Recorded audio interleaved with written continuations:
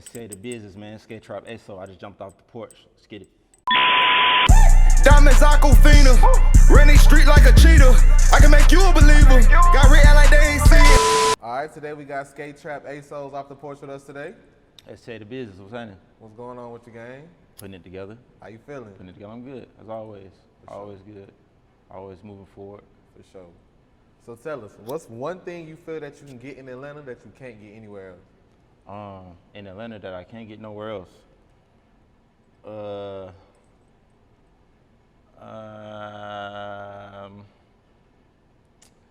Damn, that's a good one. I ain't gonna lie. All right, look. I say, I went to Miami, and I was gonna move there. I was gonna like live there for a minute. The only reason why I ain't moved there or LA is because the land is flat.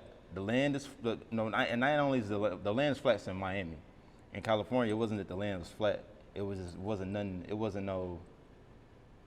Damn, that's a good one, bro. It's something about Atlanta, bro, that you can't get in any other city. And I know Florida, the land was too flat. I ain't like that shit, and it was just boring. But it's just like, I don't know. I guess Atlanta is the big ghetto, bro. Atlanta's a big hood. You know what I'm saying? Other cities, they had their hoods where they have them at, but Atlanta is a big hood. You know what I'm saying? So it's like, I don't know where Atlanta is different, bro. I was trying to figure out what it was about LA. I was like, I wanted to move to LA. It was the reason why I moved there. And it's really just because like the jugs and the sauces and shit just not the same. Like in the city, bro, it's just like, I might get my hands on 200 pair of Timbs from a move, you feel what I'm saying? And I can move that shit in the same day, bro, you feel me? Like, and then I guess it's because I'm from here too, though, born and raised, so I know what to do, how to do it. You know what I'm saying? I could be it. So what was life like on Campbellton Road? Growing up Campbellton Road, so like, all right, so me, like, I grew up on I'm from Campbellton Road, grew up on Campbellton Road, but I moved a lot because I always had to find somewhere to live. So starting off at my grandmama's house, which is my mama, she passed away when I was 2. Her house was on Cascade Road, so we ended up leaving from there and then moving into a place in, I had a place in Fayetteville for like a year, and then I ended up coming back, and then I went to Cobb for like a year, and like literally when I went to Cobb, this is when shit got real. It was when I was like 13, 12 or some shit like that, and we was sleeping on the floor. This whole time all the way until then, we was sleeping on the floor. And my dad came home from the feds when I was in 6th grade and got us beds. So then boom, my brother finna be grown though, so 8th grade come by, and 8th grade he graduate, he go to college. Then my mama go, while I'm at my homeboy house, she go, you gotta find you somewhere to live. So she had a 2-bedroom for us. She went and got a 1-bedroom while I was visiting my homeboy house. And then when I came back, she was like, you gotta find somewhere to live. It was before 9th grade started. So I was just like, damn, what the fuck I'm gonna do? You know what I'm saying? She was like, I don't know, you better figure it out. So goddamn, end up living with my uncle. You know what I'm saying? He ended up letting me live with him. And then 4-5 months into living with him, he just died on me. You know what I'm saying? Like, he ended up getting sick and just died out of nowhere. He just didn't leave the hospital. So boom, now I gotta find somewhere else to live. You know what I'm saying? So I ain't gonna lie to you, like, me growing up on Campbellton Road was different because it was where I would always come back to as my home, but I was always trying to find a home. You feel what I'm saying? And then it just so happens that my uncle's spot was off Campbellton Road too. And then my daddy's spot was off Campbellton Road too, you feel what I'm saying? And when I went to my daddy's spot, nigga was just like, his brother was living with him in the room that was supposed to be mine. So shit, he was really just like, you gotta find somewhere else to go to, you know what I'm saying? So I can't really say how it was growing up on Campbellton because I was just always in the streets for real. I was forced to the street. So when would you say you jumped out the porch? I say I jumped out the porch at 14, right when my mama did that shit, and then I had to go and live with I tried to go live with my daddy first, and my daddy was like, nah, you can't come here. He was like, it wasn't even that you couldn't come here. He let me come here, and then once I got inside the house, he started doing weird stuff. Like, they took all the groceries out the house. Like, I came in there one day, house full of groceries. I went to sleep, I woke up, all the groceries was gone, and they had locks on their doors upstairs. They had a refrigerator in their room, so they took all the shit and locked it in his room. And he did it on purpose, so I basically, I don't want you here. You know what I'm saying? His girl was doing it, but. So then that's when I jumped out the porch, bro. When that happened, my mom told me to go somewhere. I tried to go there, and I went to my uncle's house after that. And then my uncle died on me, bro. Like, it was, from there, I was 14 years old. My homeboy, first real homeboy I ever had, his name Sass. You know what Sass is? You know, he was on Love and Hip Hop and shit, but he a real one. Free Sass, man, NBL. That was like my brother, bro. That's Dollar little brother. Dollar who got killed in LA, the rapper who signed to T-Pain. So I started living with them. So when I'm 14, now I'm running up under them. I'm learning from them. I'm taking from them. You know what I'm saying? I'm getting my game from them. But at the same time, 13 is when I start skateboarding. So with all this happening to me at 13 and 14, I took skateboarding real serious at that point. And, you know, Sass was a rapper. Everybody I know around me, they just chilling, rapping, doing whatever the fuck they doing. And I'm like, all right, I gotta take this serious. And then I end up getting sponsored for real. So I'm hanging out with him throughout the day, throughout the night and staying with them. And then throughout my day, I'm going skating and I'm hanging with professional skateboarders for real. You know what I'm saying? Actually living with him is how I met Marcus McBride and Fat Nick and Stevie Williams in Atlantic Station. They stayed above us and their Wi-Fi was DGK Wi-Fi. So I used to always connect to their Wi-Fi, but I didn't think another. And then I ran into them on the elevator with my board. I'm 14 years old. It was like, oh, let me see a kickflip. I got off the elevator and we got outside, did a heel flip. And then they told me about the grand opening. I came to the grand opening, Skateek boutique. They opened in Little 5 Points and introduced myself and really was just, shook hands and kissed babies with their whole crew to the point where they was like, oh, we messing with this young nigga. You know what I'm saying? He trying to do something. And I wasn't even the best then, bro. Like, I was good at skating, but I wasn't fire. But you seen that I had some ambition in me. And you seen I came every day. After that, I came up there every day after school. I like ride the bus home, with somebody that I know that live by the MARTA bus, and then hop on the MARTA bus and then go all the way to Little 5 Points every day. And then 10th grade came around and I ended up moving to downtown area. And I'd be on the MARTA every day going skating every day, and I got real good. You know what I'm saying? That's when I jumped out of Porch though, around 14, when that happened. How would you describe the skate culture in Atlanta? Skate culture in Atlanta?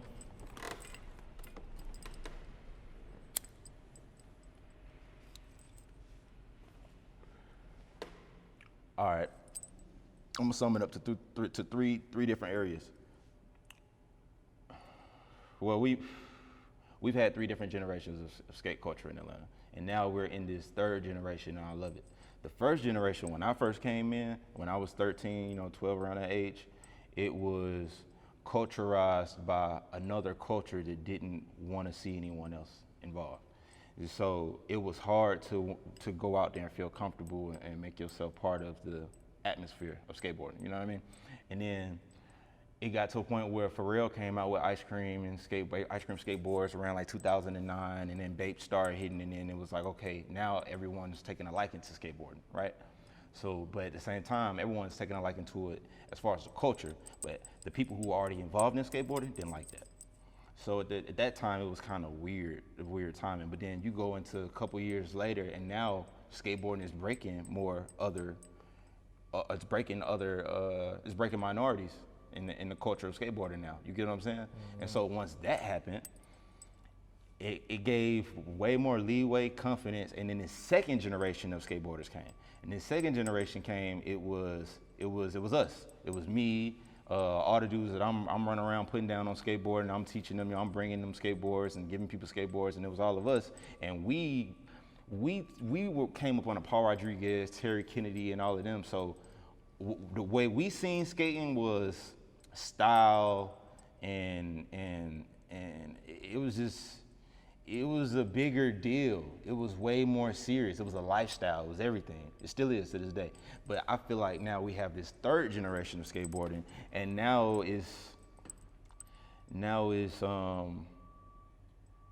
I think it kind of died down for a minute, and now it's skateboarding is firing back up how it should have been. It had died down for a couple years. You know what I'm saying? I think a lot of people just got into different stuff. Now I think this 3rd wave that we're in, like, it's the best wave of skateboarding it could ever be, because you got a Shad War, you got Dave Willis, you got Supreme, the dude from Supreme. They got a young black kid too, who's dope. It's just so many people, man. It's big. Skateboarding 5 now. Yeah. It's 5 now. So I'm trying to think off the top of my head, but there's too many skateboarders. My friend just went pro. Shout out Eli Williams. You know what I'm saying? I grew up watching that kid. He just went pro. So yeah, skateboarding good. Skateboarding good right now. So let's take it back to being back in the streets, right? For sure. Do you feel like being in the streets molded you to be the person you are today? For sure. Like some of the things you had to endure, like to get by, to live. You know what I'm saying? For sure, because I was always the type of person, like, I always had a pure heart, you know what I'm saying? Always a good nigga. I always did right by people. I was never a shady person, you know what I'm saying? I was never like that. So, whatever I was trying to do, I was just focused on it, you know what I'm saying? Before skateboarding, I was a football player. And my team played at the Georgia Dome in between the Falcons and the Vikings game. We had a scrimmage because we won the French Ski Bowl. French Ski Bowl, this is like 2005 or 6 or some shit like that, maybe 7. But, and yeah, so even like, I feel like anything that I've ever done, I took it all the way. Me and my brother both, because we really come from nothing for real. It's a lot of people that say they come from nothing, but they don't, they come from something, bro. You know what I'm saying? And the situation that we had, we really like was forced, like in the worst ways, to turn to the streets, and it made like, see, with my brother, he was older when stuff got rough, so it was like, it was different. He was able to just get away. With me, it's like, all right, I really got to figure out where I'm gonna live at 14. You know what I'm saying? Okay, I really got to figure out how I'm gonna pay for food. Oh, I really got to figure out how I'm gonna get shoes and clothes for going back to school, starting high school. You know what I'm saying? Like, so that make your mind flip into other stuff that you would have never thought about, having a pure mind, just trying to do what you're trying to do as a kid. You know what I'm saying? Now it's like, all right, bet, how can I finesse for this, finesse for that? And luckily, I was blessed enough to have my grandmama, you know what I'm saying? And that kept me from doing, bro, this is crazy, bro. From 14 to 16, my grandmama would help me out as much as she could. And my homeboys would always be doing hot, you know, illegal stuff or whatever. And they'd be like doing hot shit. They'd be like, we gotta make sure he good. Like, he a skateboarder. Like, he can't do nothing. Like, we ain't finna let him, like, y'all look out for him. That's a skateboarder. Like, we ain't feel like he you know what I mean? 'Cause I was sponsored too though at that time. I had already got sponsored by Skateek. You know what I'm saying? Them people, not the DGK team, but the Skateek skate shop. You know what I mean? So anything that came through the shop, they were giving me, you know what I mean, discount for free, shit like that. And then, you know, so they already seen that I was going somewhere with it. You know what I'm saying? But then when I turned like 15 going into 16, that's when I couldn't call or get anything from anyone. You know what I'm saying? And that's when I was like, all right, bet. Now I gotta figure something else out. And I started doing, you know, stuff that I didn't want to do. You know what I'm saying? How did that result end up leading you to robbing people off Craigslist? Oh, yeah. So, all right, well, around that same age, 15, 16, like, that's when I started having to do shit, but at the same time, I was blowing up then too. So 16 is when I did the All the Way Turned Up music video with Soulja Boy and Roscoe Dash, and I'm the skateboarder through the whole video, and that's what piped my skateboarding career up. That's what got me sponsored by Adidas. I was sponsored by Adidas after that, and I got sponsored by Red Penguin Clothing, and bro, I had so many sponsors, bro. I was getting people just sending me money, sending me clothes, because they just seen it, and they seen how talented I was and stuff. So, shit, after that, I don't know, it was just like, I was going in people's cars, you know what I'm saying? I was breaking in cars. I remember going in, first time I really struck, I went in somebody's car and they had an iPhone in the dash, and then the screen was cracked. So then I was like, damn, if I crack the screen, you know, I could sell it and I probably could get way more money. I was just adding it up. So I went and got the screen fixed for like $80 and sold the phone for $500. And I was like, damn, I bet I'm finna keep doing it. You know what I mean? So, yeah. Boom, I'm going in cars, and then it got to the point where I was taking trips with bags, you feel what I'm saying? Like, I'll tell you a crazy ass story. I'll be about OG house, and I go take my clothes. I had them in the washer. I go to take them out the washer, put them in the dryer. Open the dryer up, it's a comforter in there. Go to pull the comforter out, boom. A bag fall out, like dry seal bag. One bag fall out, boom. I'm like, the fuck? Go to pull more of the comfort out. 3 more bags fall out. Bow, bow, bow. I'm like, damn, that's them bags. Like, I know what this is. Like, this big gas. Like, this ain't no, I can look at it and tell what it is. So I'm like, going up, take the whole comfort out, but a whole filled up with bags. So I ended up asking my OG, cause I stayed with my OG at the time. I ended up asking him like, what you got going on? Like, put me down, you know what I'm saying? And he was like, shit, I took my first trip with him. He coached me through the whole trip, like, you know, so I started doing stuff like that, you know what I mean, for like, and then it got to the point where that died down. I can't make no money off that no more, and I couldn't, you know, get no like love or like from them people that I had in the streets that was doing that type stuff, cause I didn't been to so many states to do, messing around just like, and I was fucking around. I was like 16 and 17, bro. You know what I'm saying? So, goddamn, I don't know. Like one day I'm sitting in my car, and I'm just like, all right, bet I gotta figure some shit out. And I'm like, I always jug for phones, like. You know, I was a nigga that a nigga go hit his jug for his Xboxes, PS4s, or phones and call me. And then I go sell them, make my cutout. You know what I'm saying? Like, cause I was the hustler. I just always could sell. And then I was selling gold chains. And remember when the gold Casio watches hit in like 2011 from Trinidad James? Bro, I was stealing them out of goddamn Lennox, out of all the stores around Buckhead, bro, and selling them in school, bro. Like, nobody was thinking about doing no shit like that, bro. I was just, like, really out here like that. You feel what I'm saying? Yeah. Like, 9th grade going back to school, nigga went in Lennox with a book bag. I came out with 20 pair of jeans and about 3 shirts. Now, I swear to God, me and 2 of my homeboys. Well, you know what I mean? You know how it be when you're a kid, and my homeboy when I was a kid and shit. And, yeah, I'm just like, man, I gotta figure something out. So I'm like, boom. So I go on Craigslist, and I'm just like, that's where I would normally sell iPhones. So I'm like, all right, bet I'm finna set an ad up and see if a nigga respond and goddamn just, you know what I mean, you know, see how it goes. So boom, I set the ad up like I'm selling something. The nigga responded, and then boom. I'm like, all right, he sound like he really gonna pull up. I'm really finna go ahead and go all the way through with it. So the nigga goddamn really end up pulling up, really goddamn, boom, really went through, goddamn, you know what I mean? You know what I mean? And goddamn, the jug went through, and you know what I mean? And I was like, ah, damn, like, what the fuck? So then I ended up, you know what I mean? That ended up being what I was getting into. But then this one day, bro, I'm gonna tell you how I got locked up, bro. This why, bro, you can't be this tight nigga, bro. I used to be this tight nigga, bro, at one point, bro. You can't be always trying to look out, bro. Like, you just can't be like that, bro. And at this time, I used to be like that, though. So I'm leaving school, boom. I'm in 12th grade. I'm leaving school. I'm driving past my homeboy house. And I'm just like, I'm finna call him and see if he wanna go to the park with me. You feel what I'm saying? If he wanna go skating with me, I'm just gonna pick him up. You feel what I'm saying? Some real nigga shit. I'm passing your house, I'm gonna call you. Call him, boom. He like, yeah, I wanna come, boom, boom. All right, bet, boom. Scoop him. We go to the park. We there. We skate. I'm skating a handrail, and I got pissed off skating this handrail, bro. Like, I just got mad, and I just like, bro, I don't even feel like doing this shit. I'm finna leave. I end up leaving, and then I already had a place set up that I was already like gonna do, but it wasn't supposed to be right then.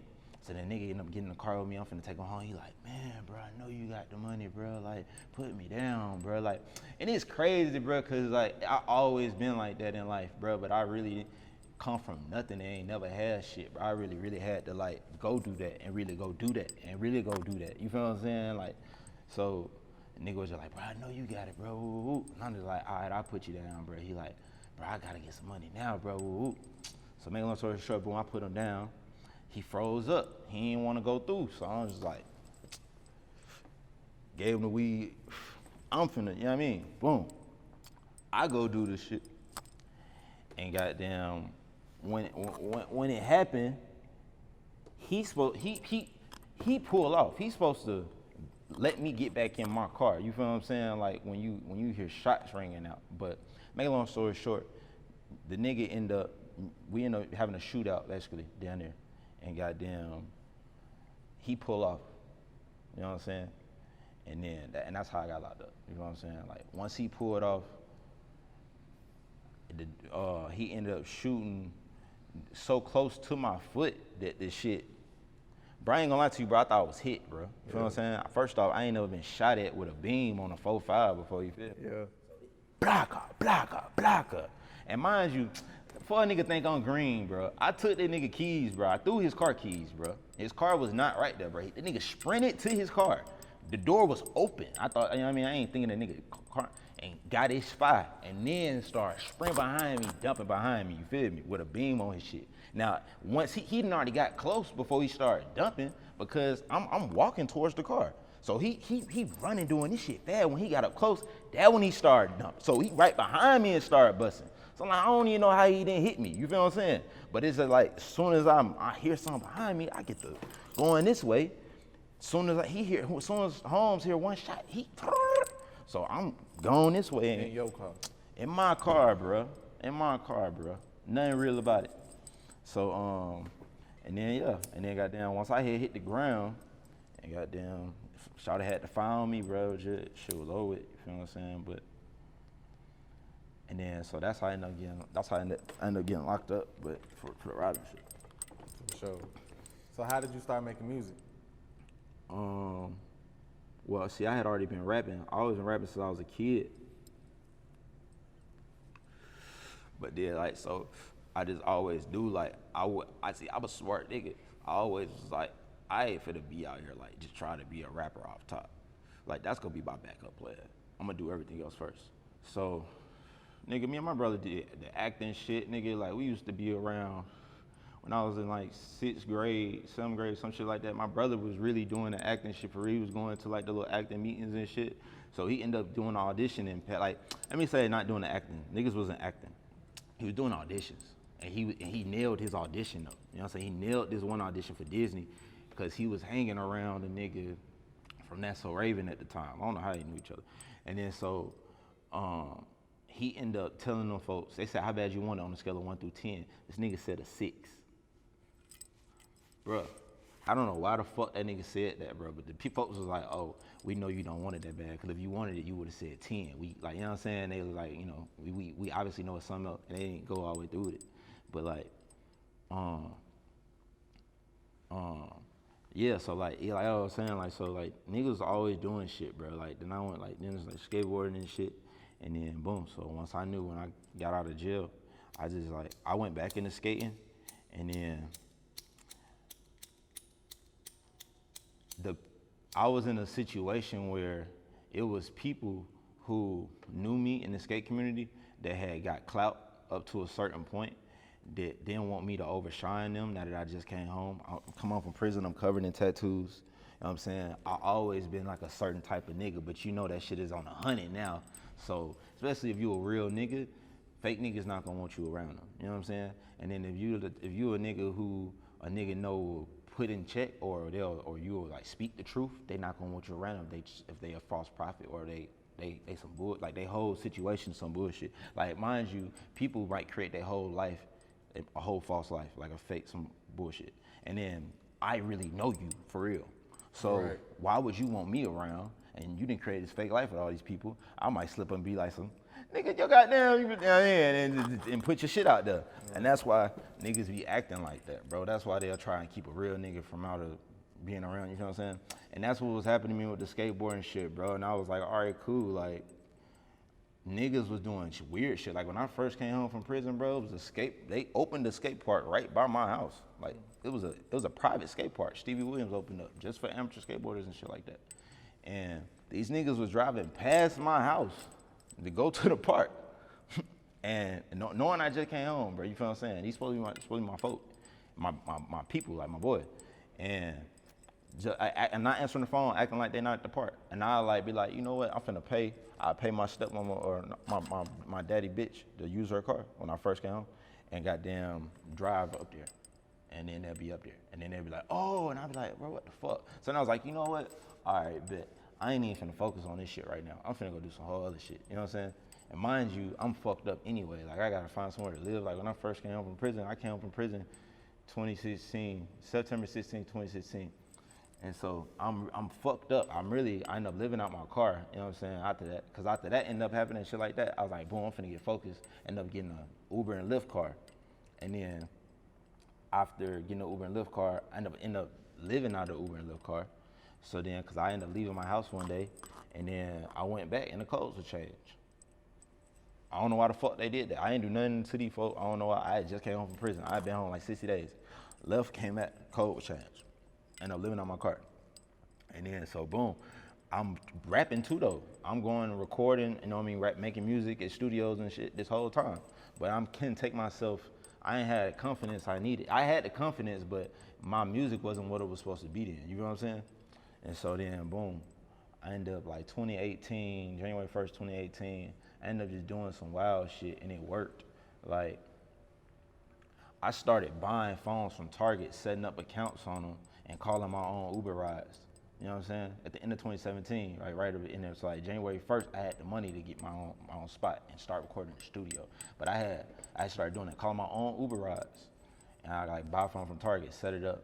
Once they deactivate the account, I take the phone back. You know what I'm saying? So boom, and then just like thought of some more shit and started doing some other shit and got myself, I started going to the studio, boom, put my first project out, which niggas still stream to this day. People still listen to this day. My first project called Strive to Achieve. And it's not even, it's called STA for real, but it stands for Strive to Achieve. And then boom, I just kept going from there, bro. Like, that's what really like made me take it like serious. I did that and people was listening to me. But then what made me start taking it 100% serious is this year. Like, what happened this year. For sure. So what else are you working on at the moment?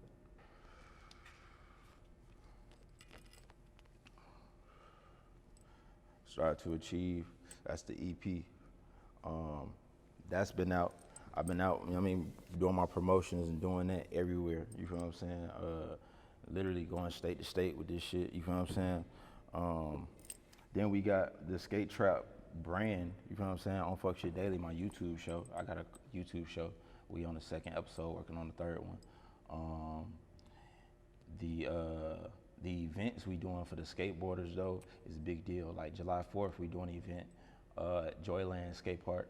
July 30th, we're gonna have one at Brook Run Skate Park, and that's for going back to school. We're gonna be giving kids book bags and shirts and Skate Trap merch and passing out money on Go Skateboarding Day, June 21st. We just went and passed out 350 Gatorades. I gave out like $500 in cash, just like handing out some cash. Gave out a whole bunch of merch. You know what I'm saying? Really blessed the kids though. I'm talking about ice cold big Gatorades in every flavor. We came with the crates. For real. Sure. And when we hit every skate park in Atlanta, we hit not every skate park, we hit 3 different skate parks and blessed everybody at the park. Even we hit one park and it wasn't nothing but like 30 people there, 30 kids there skating. We just gave all them Gatorades, gave all them, you know what I mean, and just went back to the other one. That's Yeah, so we gonna keep doing stuff like that. You know, blessing the city, blessing the community. for sure. And then my main tape is gonna drop probably at the end of this month. This is the best body of work I never did.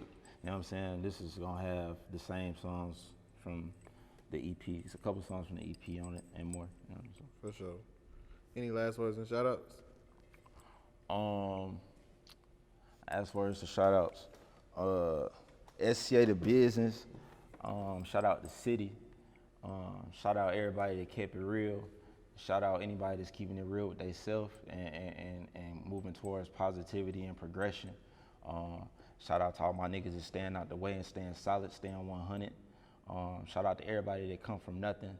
Shout out to everybody that's pushing forward every day through their trials and tribulations, man. Keep it going. Shout out to myself, cause I'm the great. Shout out to y'all.